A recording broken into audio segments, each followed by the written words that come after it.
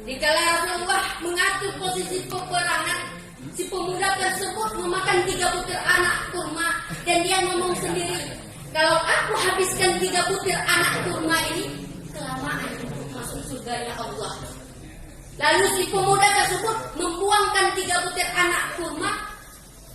Dia pacu kudanya, dia terjang musuh dengan sendirian. Sebelum sampainya pemuda tersebut di barisan musuh, ratusan anak panah puluhan tombak menyambutnya. Sesampainya pemuda tersebut di barisan musuh, si pemuda gugur sebagai syahid.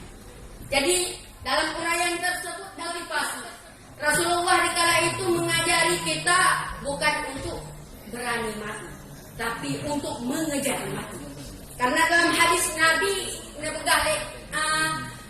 dalam hadis Nabi, barang siapa yang mati di dalam keadaan syahid, maka seorang tersebut akan duduk di pintu surga.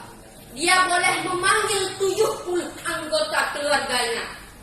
Ya Allah, aku pengen ibuku masuk surga, anakku masuk surga, istriku masuk surga, suamiku